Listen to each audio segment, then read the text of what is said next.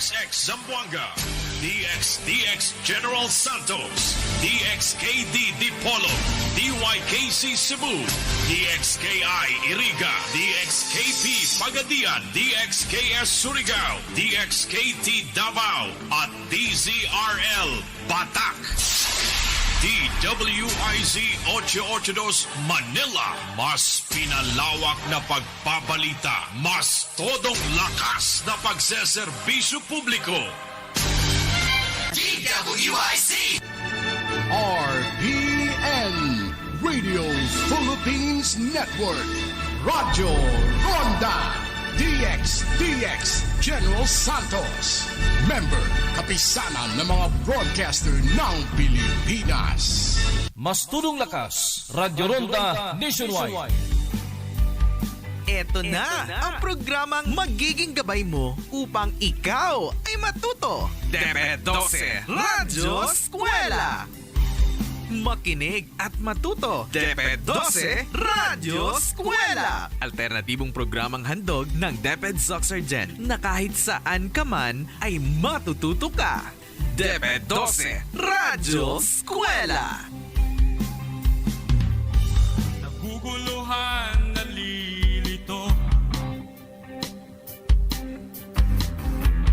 Paano ba kung matututo?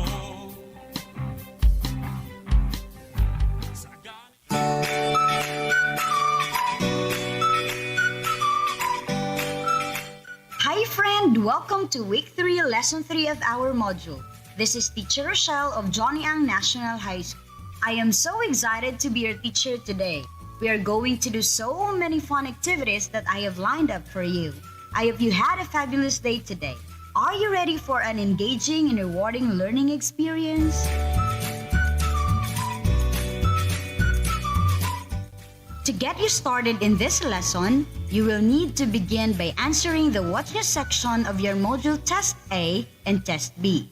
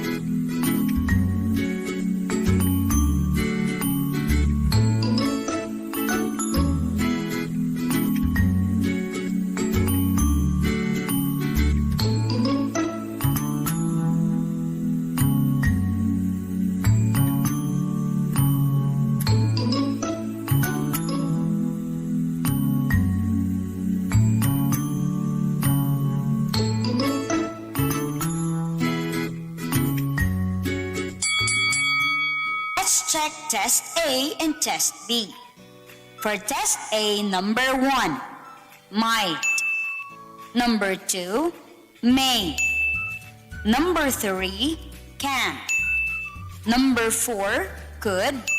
And number 5, should. For Test B, these are the letters of the correct answer. Number 6, B.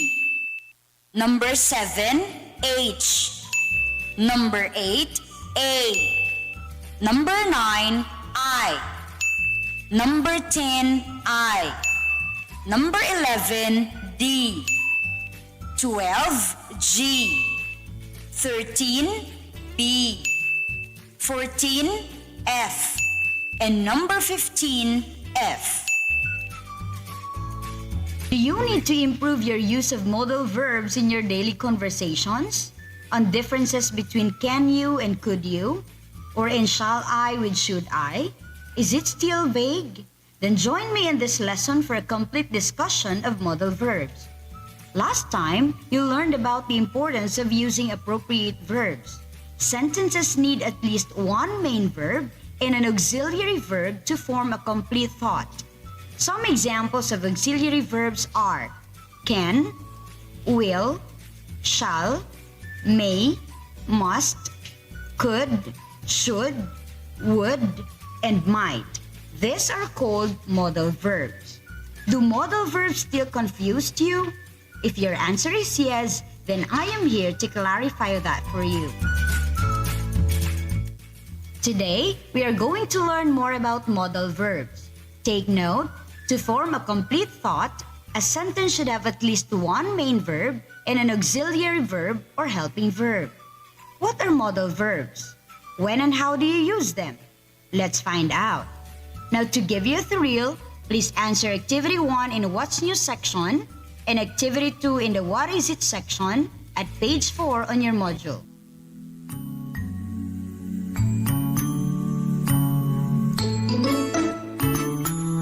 And E here and say that the one. Come with me, to come with me, to the last. Modal here. Are you still in tune? I hope you have learned a lot on the appropriate use of modal verbs.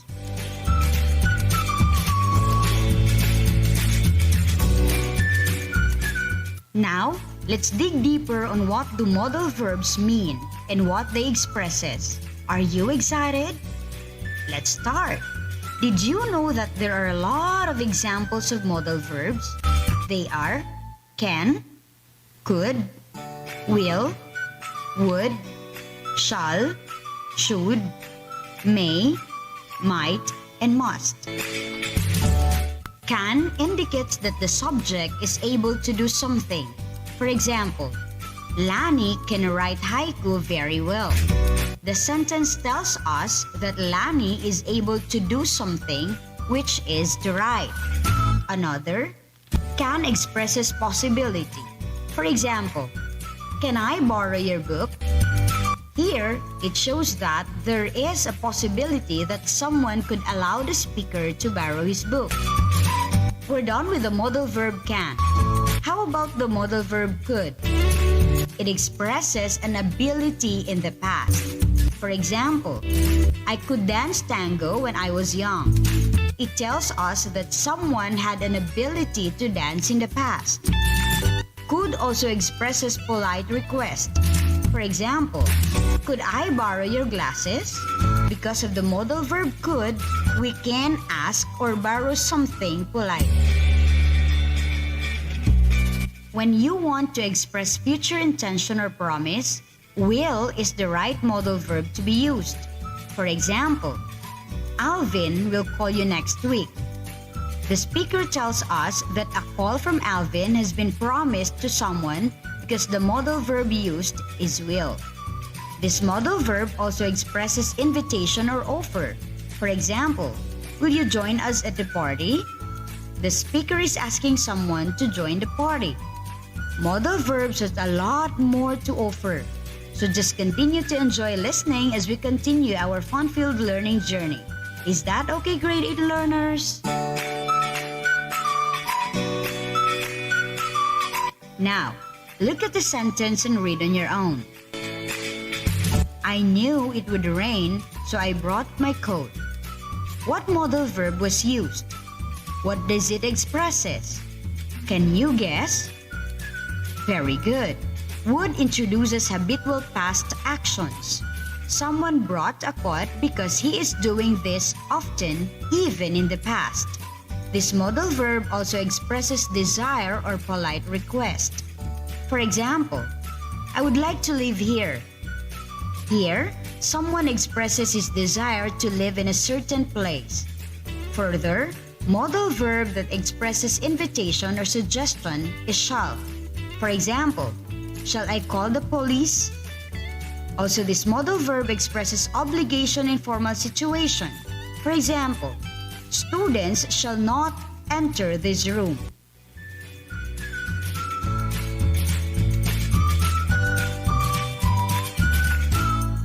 May is a modal verb that indicates possibility or doubtful intention.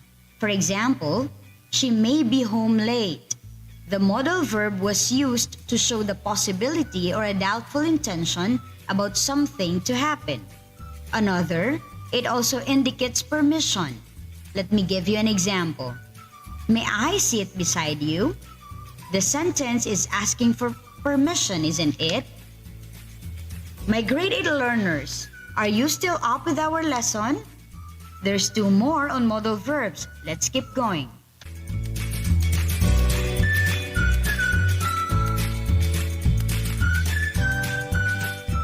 A modal verb might expresses uncertain possibility in the past. For example, Bart said that he might come. The phrase might come shows uncertain possibility in the past. How about this another example? Might I borrow your pen? What does it expresses? Yes, it expresses polite request. Finally, dear learners, the modal verb must. It expresses necessity or obligation, meaning something must be done and someone is obligated to do something. For example, I must pay my bills now.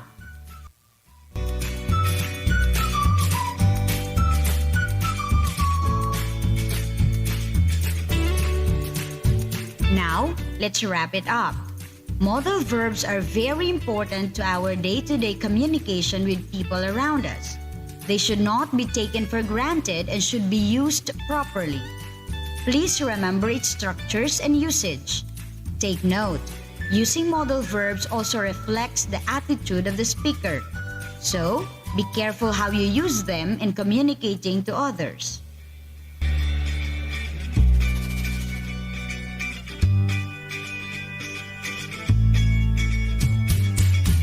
Did you enjoy listening? Have you already understood the concept of modal verbs and what does it expresses?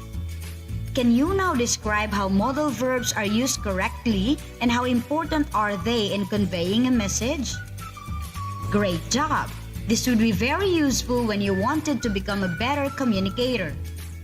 This time, let's check your understanding through the varied activities prepared for you. Are you ready? Open your module to pages 9 to 9 and answer activity 3 to activity 5. This will help you prepare for the assessment.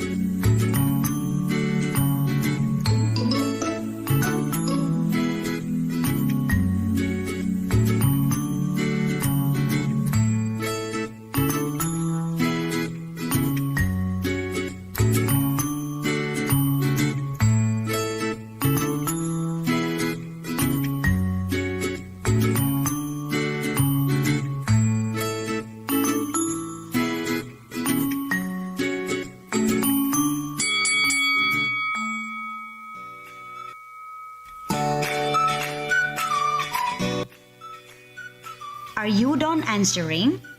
Now let's check. For activity 3, I could get the gist. These are the answers. Number 1, could I get a quarantine pass?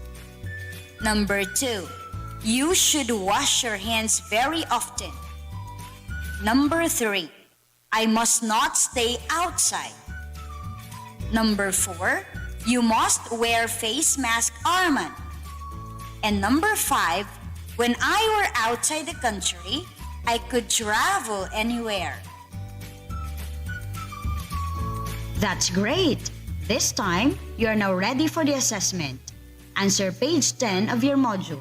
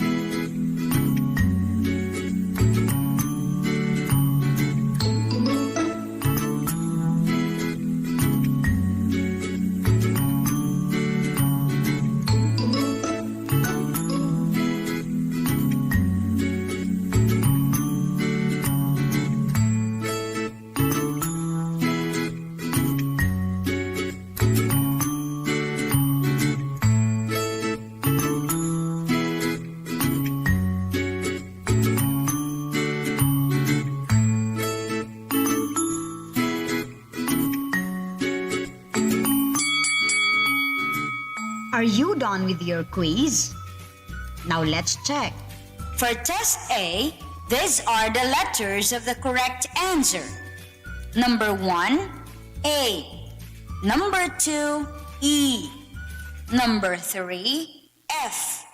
Number 4, B. Number 5, D. Number 6, G.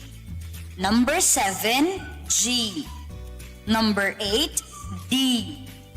Number 9, A. And number 10, C. Now these are the answers for test B. Number 11, I would be there. Number 12, you should stay at home. Number 13, you should stop coughing. Number 14, I could get it passed. Number 15, would you want to get the key?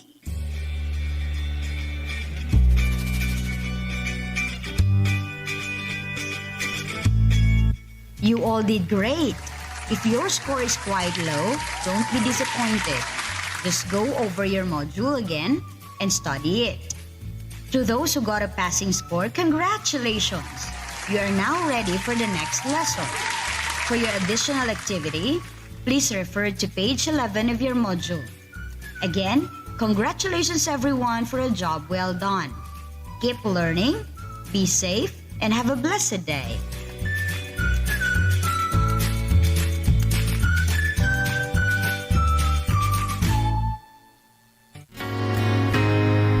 Bagong araw na naman, bagong kaalaman, bagong matututunan sa paaralang panghimpapawid. Kaming samahan, sabayan mga aralin, mga gawain siguradong kagigiliwan. Oras na, alisto na, halina't makinig at matuto sa Radyo General.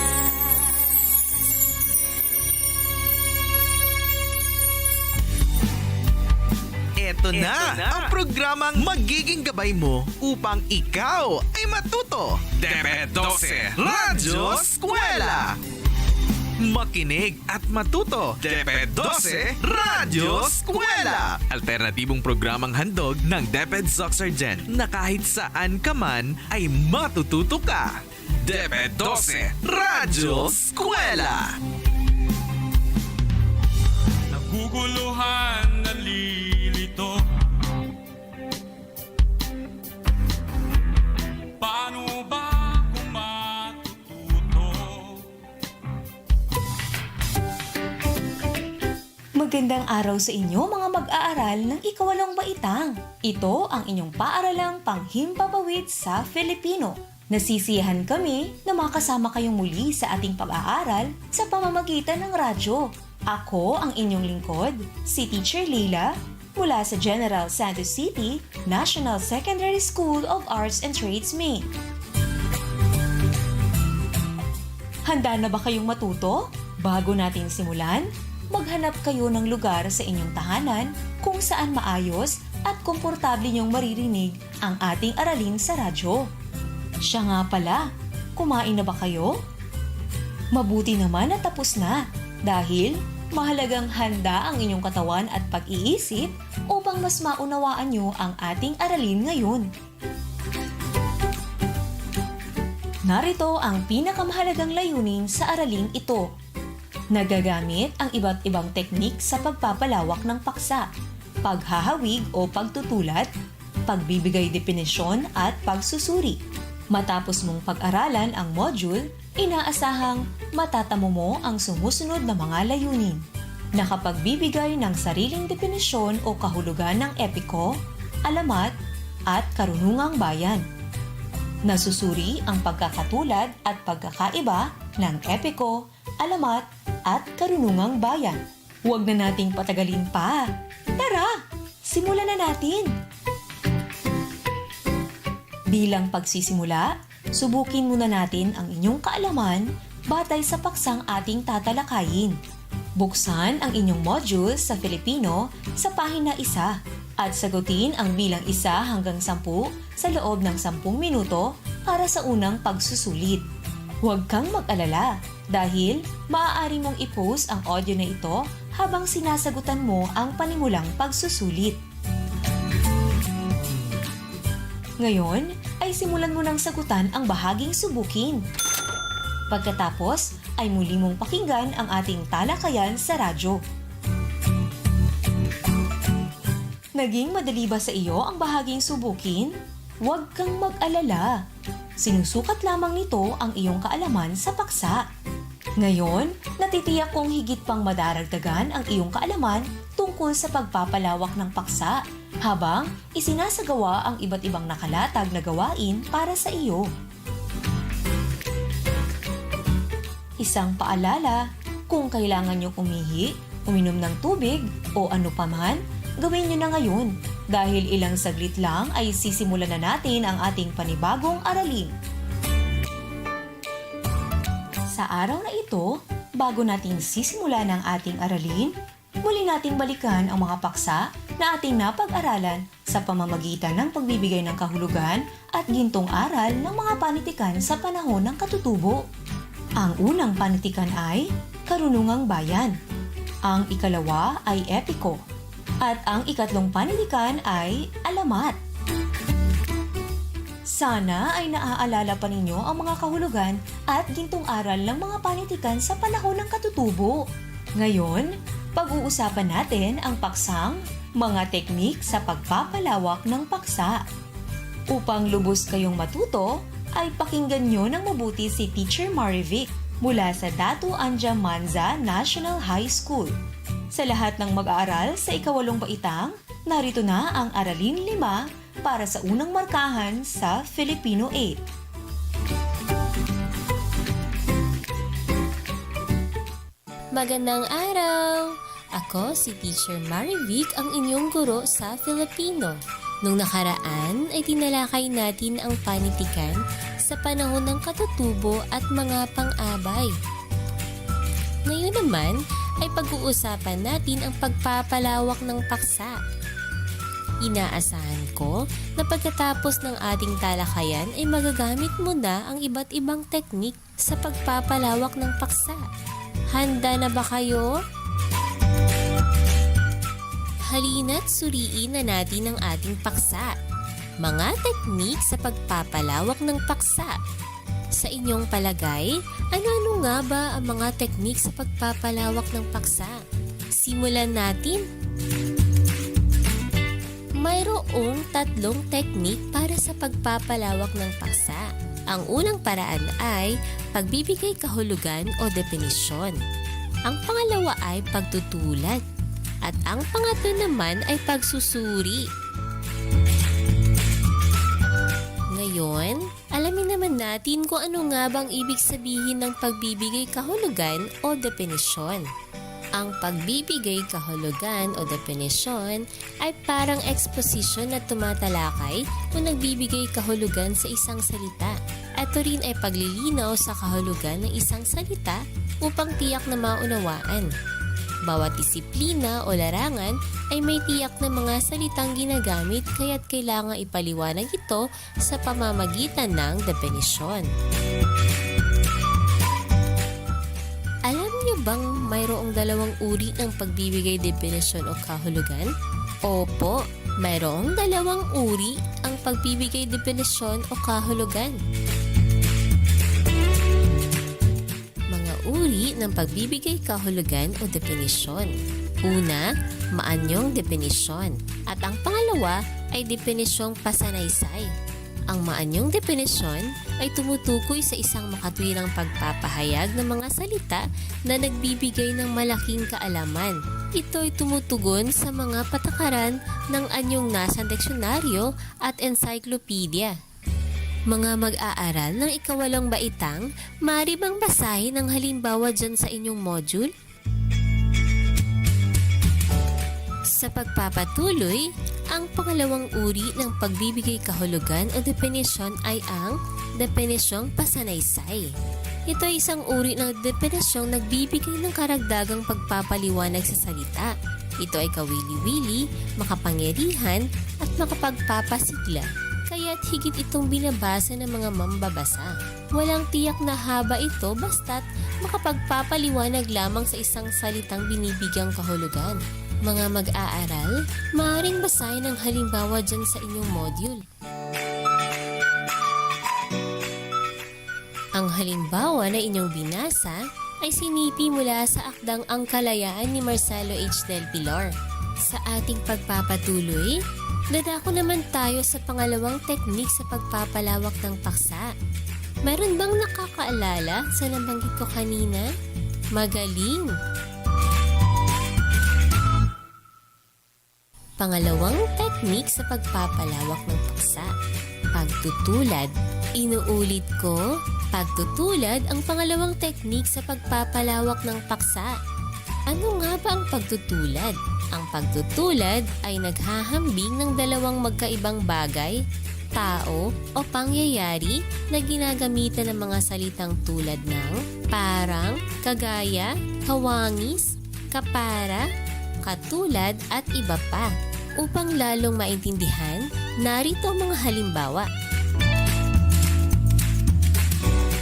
Unang halimbawa, ang bandila sa hangin ay kawangis na isang malaking ibon na nakaladlad ang pakpak. Pangalawang halimbawa, sinlaki ng munggo ang butil ng kanyang pawis. At ang pangatlong halimbawa, pareho silang masayahin. Ang unang halimbawa ay ginamitan ng salitang paghahambing na kawangis upang ilahad ang pagtutulad ng bandila sa malaking ibon.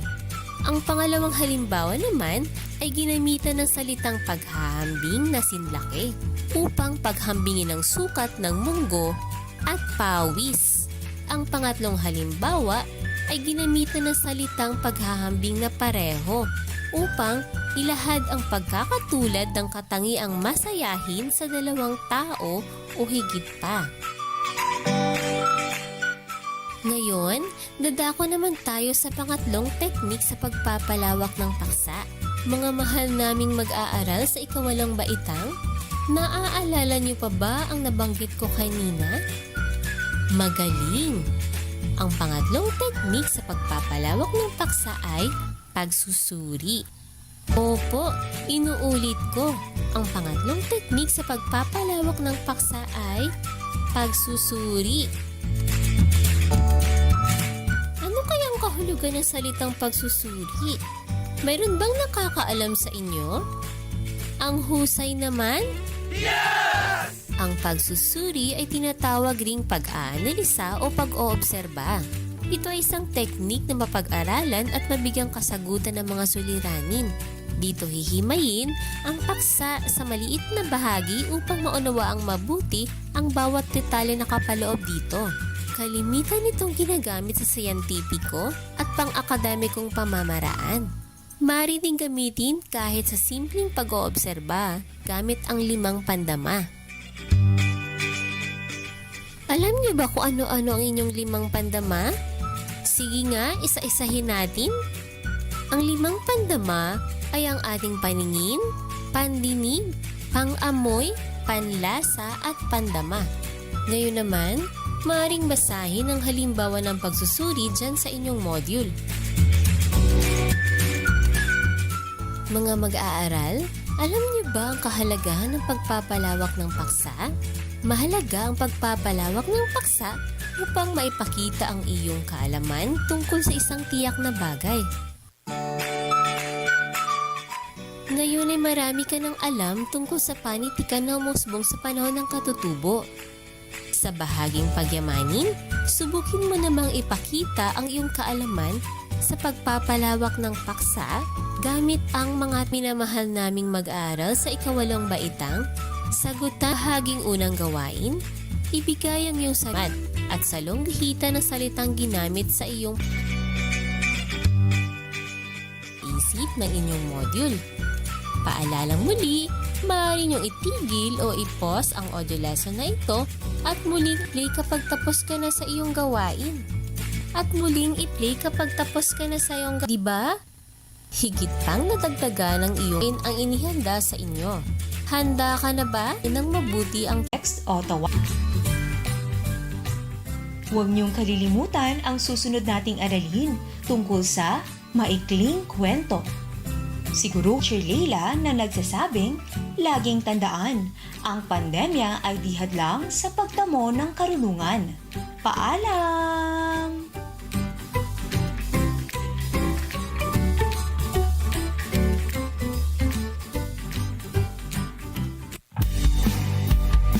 Ito na ang programang magiging gabay mo upang ikaw ay matuto-eskwela. Alternatibong programang handog ng DepEd Soxergen na kahit saan ka man ay matututo ka.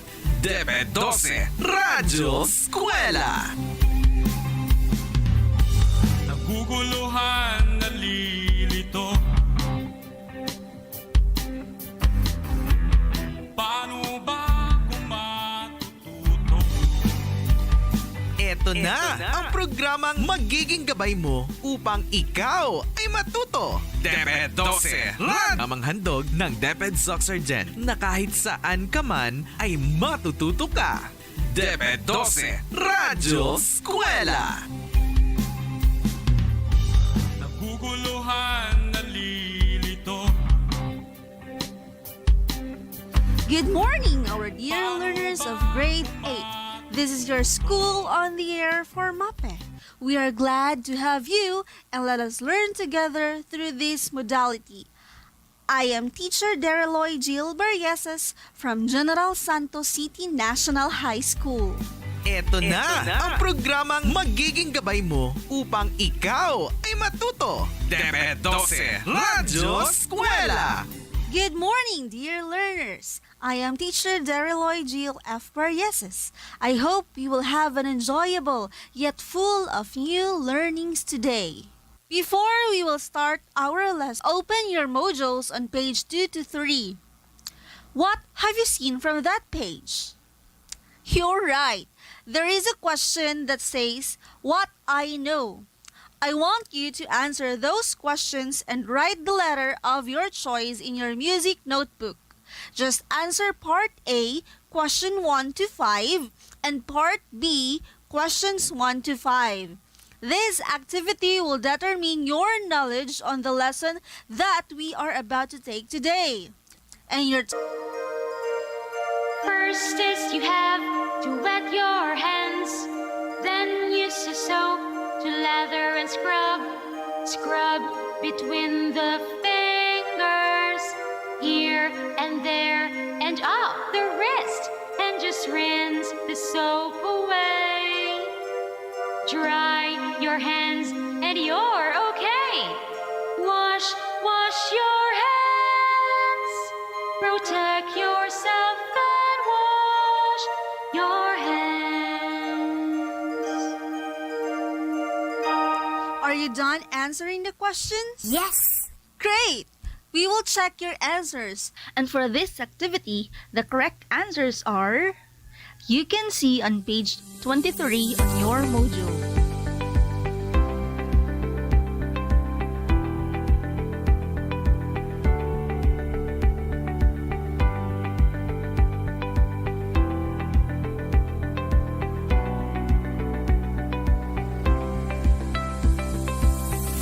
Good job!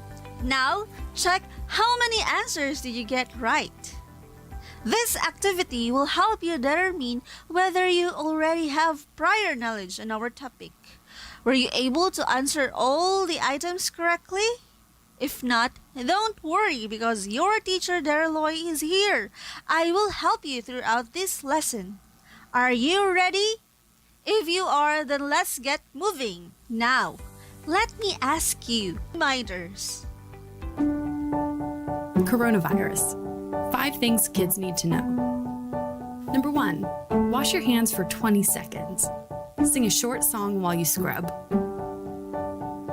Number 2, visit your friends from home. Ask your parents about a play date using the phone or computer.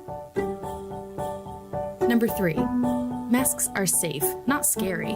They help protect people from germs. Number 4, cover your cough or sneeze. Use your elbow or a tissue. Be sure to wash your hands too. Number 5, be a good helper. Don't forget to clean up after yourself. Remember, it's okay to ask questions. Asking questions can help you feel better. Once again, you are turning to DepEd Jensen School on the Air with your host teacher Dereloy. How did you find the task, students? Have you recalled the countries in the Southeast Asia? Well done! I would like to introduce you the vocal and instrumental music of Southeast Asia found on pages 7 to 16. Read and study it carefully. Your school on the air will be right back after these few reminders. COVID-19 safety reminders. Wash your hands with soap. Keep the social distance. If you have symptoms, contact your doctor immediately. Stay healthy. Once again, you are turning into DEP ED Jensen School on the Air for Grade 8 Music. Topic: Vocal and Instrumental Music of Southeast Asia. How's it going, Grade 8 students? Have you read all the vocal and instrumental music of Southeast Asia? Awesome! Let's proceed on your next activity. On your notebook, I would like you to answer page 17. Read and follow the direction carefully. You can read the summarize on page 18.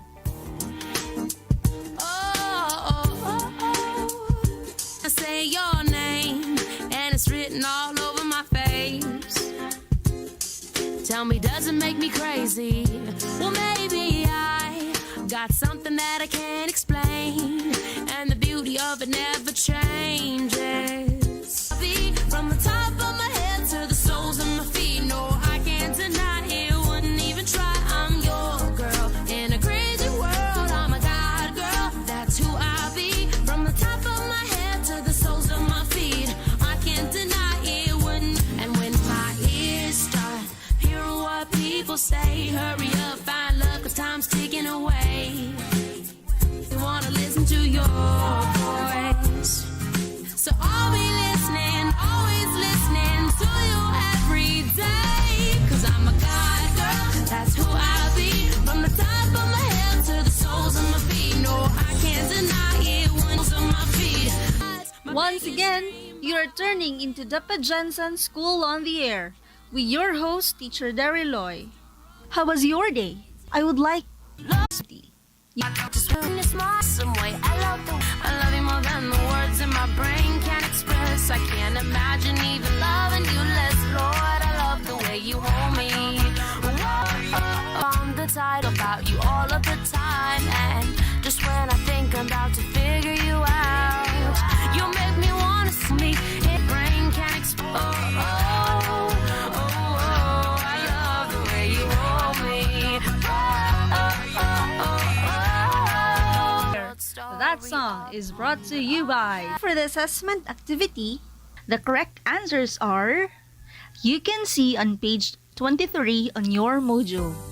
Go over the pages of your module for an additional activity on Southeast Asian music and instruments. Check out page 22. You may also review your answers for clarifications. The answer key is on page 23. High School. See you next time! Good day, everyone! Magandang Jensen and mabuhay! Diyos Programang handog ng DEP ED Soxargen na kahit saan ka man ay matututo ka. DEP ED 12 Radyo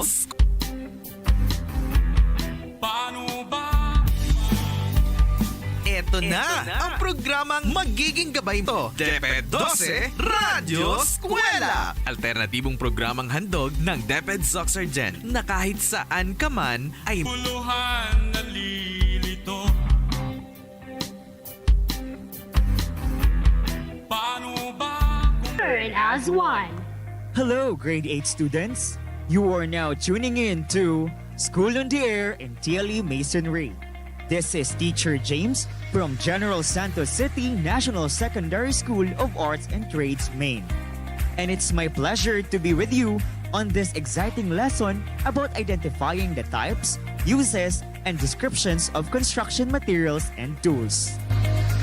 This modality engages you in guided and independent learning activities that help you acquire the knowledge and skills needed in the 21st century. While tuning in, make sure to stay focused and you are in a comfortable place and position. This is Teacher Luz from General Santos City National Secondary School of Arts and Trades. I hope you listen carefully to our broadcast. Here we go. For now, let's start the ball rolling. Get a pen and your printed module in Masonry 8. Our first lesson is about preparing construction materials and tools. Before that, let us check first your knowledge about this lesson by answering the questions on page 4. These types of construction materials and tools that you think you will need to construct the one-story house shown in Figure 1.1. Just leave pretest B unanswered. You may answer it on our next lesson. Go ahead. We will be right back after these few reminders. Kasalukuyan natin kinaharap ang COVID-19. Ngunit tulad ng SARS, 17 taon nang nakalilipas, atin ring itong lalabanan. Bawat isa ay malaki ang maitutulong sa pamamagitan ng regular na paghuhugas ng kamay, tamang paraan ng pag-ubo, pagpapanatili ng 1 metrong distansya sa mga may sintomas, at pagsusuot ng face mask kung ikaw ay may sakit. Todo laban kontra COVID-19. Once again, you are tuning into School on the Air in DLE Masonry. Before we pause, cement. Number 2, sand. Number 3, gravel. Number 4, hollow blocks or CHB. Number 5, reinforcement bar or rebar. For any of the answers about materials on page 9 to 10 is correct. For number 6, shovel. Number 7, trowel. Number 8, floats. Number 9, nylon string. Number 10, lump bob. How many correct answers did you get? That activity aims to check your prior knowledge about the lesson we will learn today. If you got a low score, there is no need to worry much as this is just a pre-test. Are you ready? I'm pretty sure you are. For our first lesson in this subject, you are expected to identify the types, uses, and descriptions of construction materials and tools. To be able to do this, you need to be attentive. Can we expect that from you? Wait. Have you observed how the school buildings, commercial buildings, roads, bridges, and houses were built? Can you identify the tools and materials being used by the masons in building those structures? I hope you know some of them. Now, let us read the definition of terms used in our lesson. First is construction. It means making, erecting, or building structures such as houses, school buildings, commercial buildings, roads, bridges, and more. Next is masonry. It means a highly durable structural construction form, which is often laid in or bound together by mortar. A mortar refers to the mixture of cement, fine sand, and water that is used as a binding material when building with tile, brick, limestone, glass, concrete block, stucco, marble, stone, and travertine. Masonry works are called depending on the materials being used. Block masonry if the materials used are hollow blocks, and the like. And brick masonry if bricks are being laid. Block masonry needs plastering works, which include covering of walls and other surfaces with plaster. A plaster is a layer of mortar applied over the masonry surface and provides a finished surface that is firm and smooth. All masonry works were accomplished using materials added to the structure being constructed, and tools, which are devices or implements used to carry out a particular function. The one performing the specific masonry work is called mason.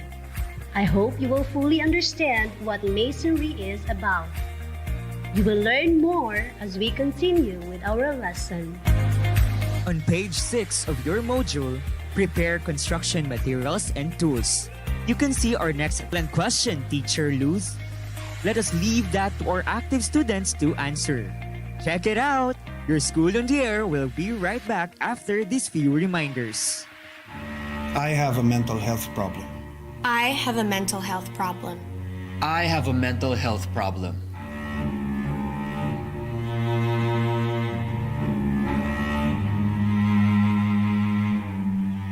We have a mental health problem.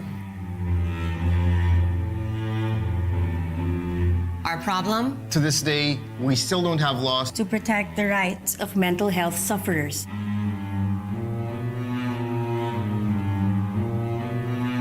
That is a big mental health problem. Help us get the Mental Health Act passed now. Now. Now. Now. Go to mhactnow.org.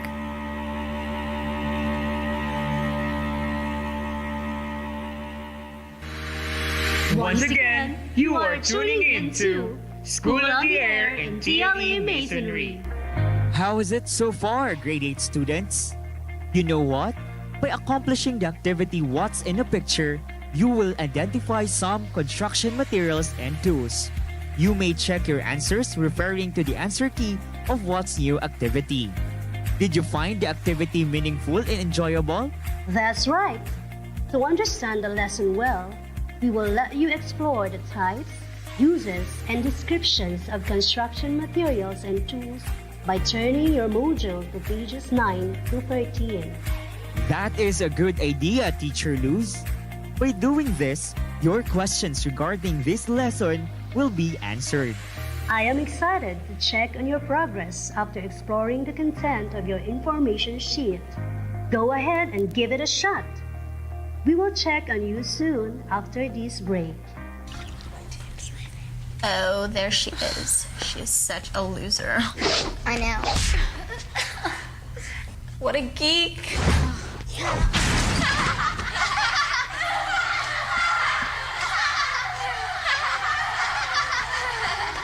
Get lost. Words hurt. Don't be a part of it. Once again, you are tuning in to School on the Air in TLE Masonry. Now, do you want to know more about construction materials? Kindly turn to pages 9 to 10 of your module.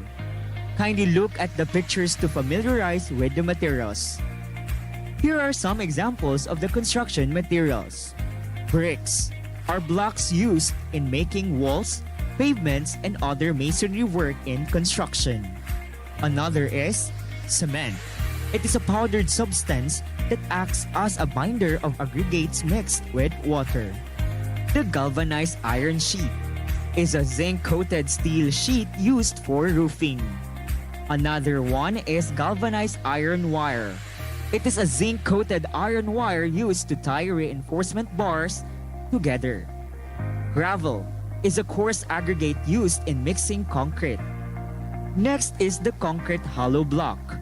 It is the most commonly used masonry material joined together by mortars. Next is lumber.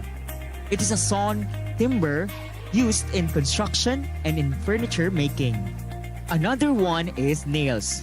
They are made of metal used for fastening woods and are used in construction and furniture making. Next is plywood. They are thin cross-laminated sheets of wood also used in construction and furniture making. I hope you're still listening while reading your module. You can scan through more about construction materials in the succeeding pages at your own pace. We will continue with construction tools after this break. Bagong araw na naman, bagong kaalaman, bagong matututunan sa paaralang panghimpapawid kami samahan, sabayan ng mga aralin, mga gawain siguradong kagigiliwan. Oras na, alisto na, halina't makinig at matuto sa Radyo General.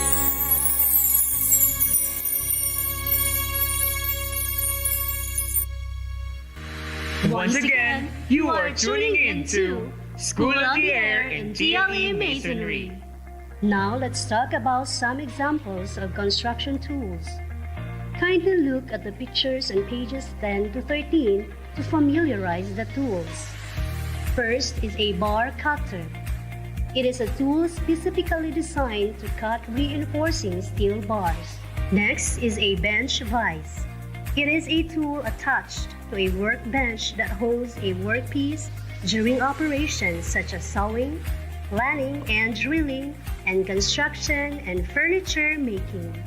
A crosscut saw is a tool used for cutting across the grain and is used for construction and furniture making. Next is float. It is used to smoothen concrete surfaces and compact it until it reaches its required level. Level bar. It is a tool used for checking vertical and horizontal position and is used in construction and furniture making. Level hose. It is a tool used for testing horizontal levels of a long-distance surface. A masonry hammer is a tool with a longer handle and two-sided head where one side is made for pounding nails and the other side is used to split bricks. A plumb bob is a tool suspended from a string used for checking vertical alignment. A steel, tape, or pull-push rule is used for measuring long distances. A trowel is a handheld tool with a flat, pointed blade used to apply and spread mortar or plaster. Kindly scan through more construction tools in the succeeding pages at your own pace. We will continue with more activities after this break. Ready ka ba sa lindol? Maghanda ng isang emergency kit na naglalaman ng debateryang transistor, flashlight, first aid kit, tubig na mainom, mga ready-to-eat na pagkain, pito at gas mask. Habang lumilindol, lumayo sa mga poste ng kuryente, pader at iba pang istruktura na maaring bumagsak o matumba. Pagkalindol, huwag pumasok sa mga gusaling may nasirang bahagi. Magplano, magsiguro, makibalita. I am ready. Alerto sa lindol. Once again, you are tuning into School of the Air and DLE Masonry. Undoubtedly, learning to identify the materials and tools used in construction is enjoyable, especially to those who are dreaming. Identify the construction materials and tools by looking at the pictures shown in the module and reading and listening to each item's uses and descriptions. I will give you time to recall the topic by scanning through each item once again before we proceed. We will continue with an activity after this break. Isang taon pa lang ako, nasundan na ni Toto. Grade 2, 8 taon pa lang, 4 na bata ang inaalagaan. Grade 6, 12 na ako, kasing dami na ng pamilya ko. Sabi mo, pasensya na, walang pera kaya mag-drop out ka. Inakup, sabi mo kami mahal nyo, ari ko pati kayo nagplano. Sana hindi gutom at nag-aaral pa, alaga't malusog ang buong pamilya. Ang planadong buhay ay maayos na buhay. Once again, you are tuning into School of the Air and DLE Masonry. Let's proceed to activity 1.2. Identify me on page 16, where a picture on masonry work is shown. You will identify and describe the materials and tools being used on that specific job by listing or writing down your answers inside the table. You may also proceed to activity 1.3. Unjumble the letters on page 17 after answering activity 1.2. Be sure to read the given directions carefully and write your answers on the provided. Please stand by because we will have a quiz after a short break. Be ready.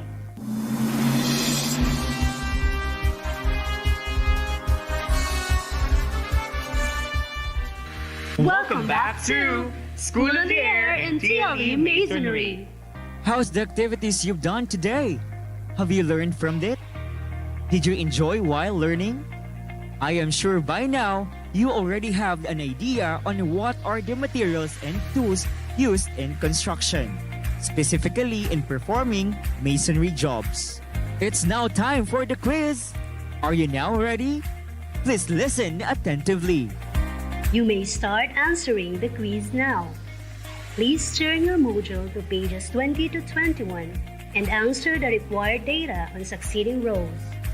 Write your answers on the space provided based on the given directions. Please pause the radio broadcast to provide you with enough time to answer the questions. Good job! we are done with the quiz. Make sure you have answered all the questions. I hope you get a high score. If you have any questions or clarifications, please write it down as well. Please also include your song request or greetings to be aired in our next lesson. That was amazing! We were able to discuss one lesson on masonry. I hope you enjoyed our class today. It was fun working with you on the activities that we accomplished together. However, there are activities left unanswered. Scan page 19 and enjoy answering them in preparation for our next lesson. Once again, this is Teacher Luz. And this is Teacher James. Until next time. This is School on the Air in DLE Masonry. Good day, everyone! Ang DWIZ 882 Manila ay sabayang napapakinggan sa mga sumusunod na impilan sa buong bansa. DYKB Bacolod, DZBS Baguio, DXKO Cagayan de Oro, DXXX Zamboanga, DXDX General Santos, DXKD Dipolo, DYKC Cebu, DXKI Iriga, DXKP Pagadian, DXKS Surigao, DXKT Davao, at DZRL Batak. DWIZ 882 Manila, mas pinalawak na pagpabalita, mas todong lakas na pagseserbisyo publiko. DWIZ RPN Radio Philippines Network, Radyo Ronda, DXDX General Santos, member kapisanan ng mga broadcaster ng Pilipinas. Mas tudong lakas, Radyo Ronda Nationwide.